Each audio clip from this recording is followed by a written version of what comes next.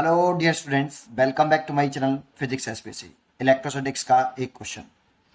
N infinitely long positively charge wire has linear charge density lambda coulomb पर metre.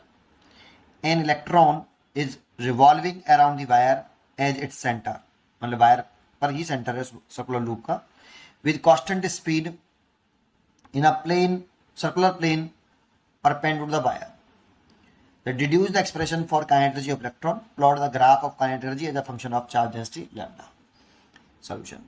सबसे पहले एक figure बनाते हैं।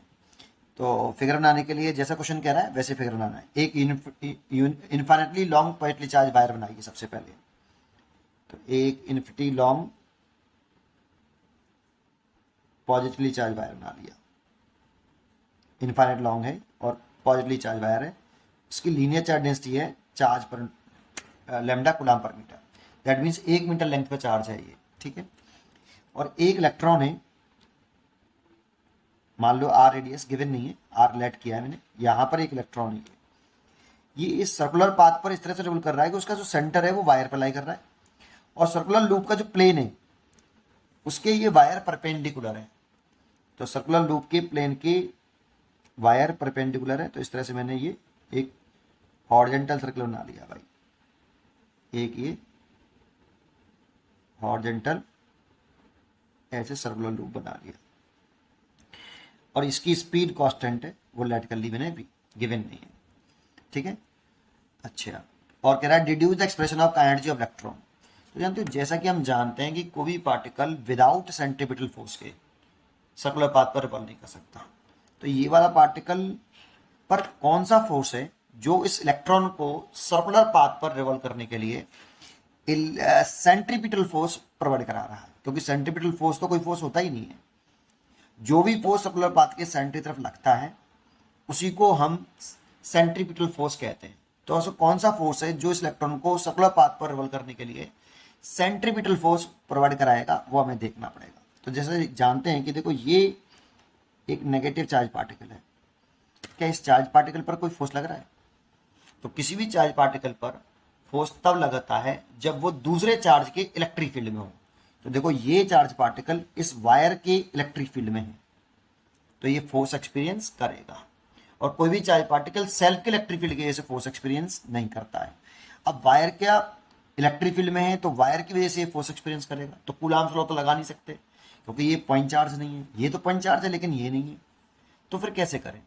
तो एक फॉर्मूला हम जानते हैं कि इलेक्ट्रिक फोर्स ऑन इलेक्ट्रॉन ए बराबर क्यू ई।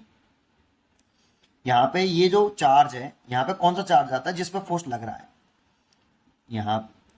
यहां जो चार्ज आएगा वो वहां आएगा जिस पर ये फोर्स लग रहा है। तो इसी पे तो फोर्स निकालना, इस चार्ज इलेक्ट्रॉन पर कितना फोर्स लग रहा है। तो जिस चार्ज पर फोर्स लग रहा है ये वाला, उसी चार्ज को यहां लिखो। और ये चार्ज जिसके इलेक्ट्रिक फील्ड में रखा है, तो ये चार्ज क्यों किसके इलेक्ट्रिक फील्ड में, ये इलेक्ट्रॉन किसके इलेक्ट्रिक फील्ड में है? वायर के इलेक्ट्रिक फील्ड में है। तो ये वायर का नेट इलेक्ट्रिक फील्ड है बेटा।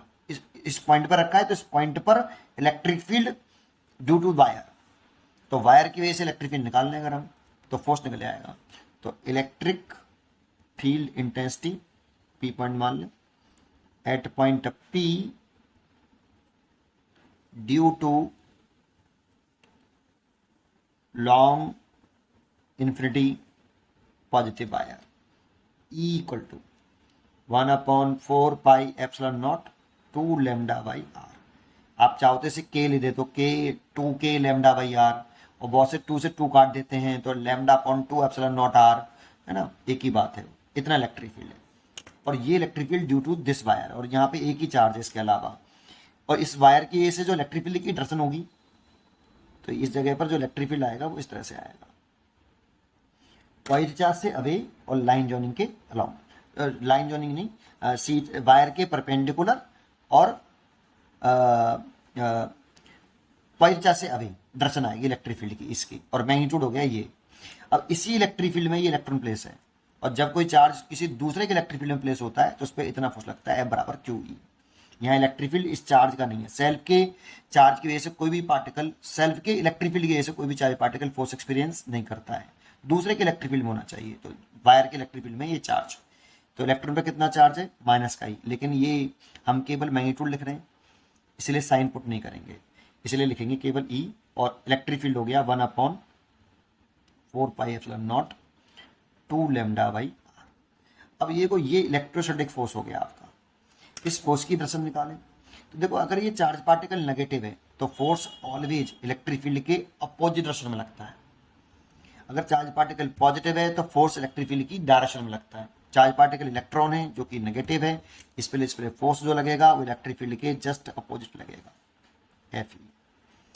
अब देखो ये इलेक्ट्रोस्टैटिक फोर्स है और इसकी डायरेक्शन सर्कुलर पाथ के सेंटर की तरफ है, इसीलिए यह इलेक्ट्रोस्टैटिक फोर्स ही इस पार्टिकल को सर्कुलर पाथ पर रिवॉल्व करने के लिए सेंट्रीपिटल फोर्स प्रोवाइड कराएगा।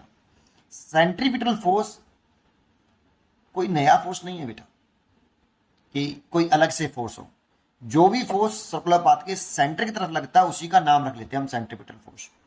जैसे कि यहाँ पे इलेक्ट्रोस्टैटिक फोर्स सर्कुलर पाथ के सेंटर की तरफ लग रहा है, इसीलिए इस इलेक्ट्रोस्टैटिक फोर्स को ही हम यहाँ पे क्या बोलेंगे, सेंट्रीपिटल फोर्स बोलेंगे।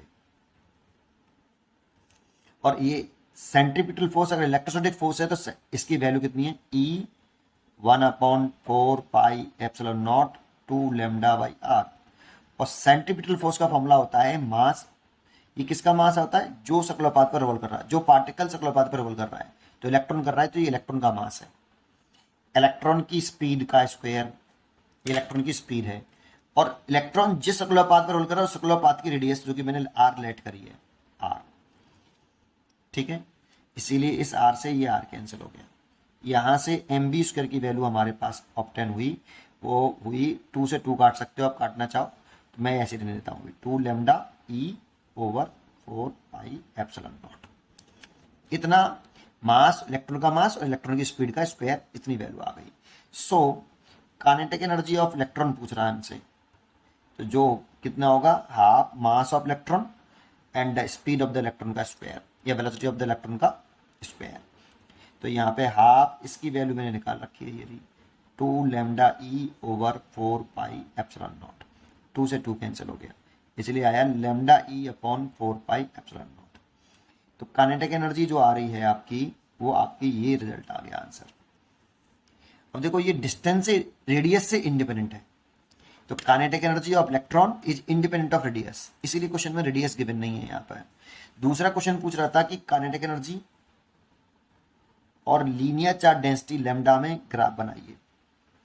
देखो यहाँ ये ई ऑफ इलेक्ट्रॉन कांस्टेंट है, 4πε0 कांस्टेंट है, तो energy of electron is directly proportional to linear charge density.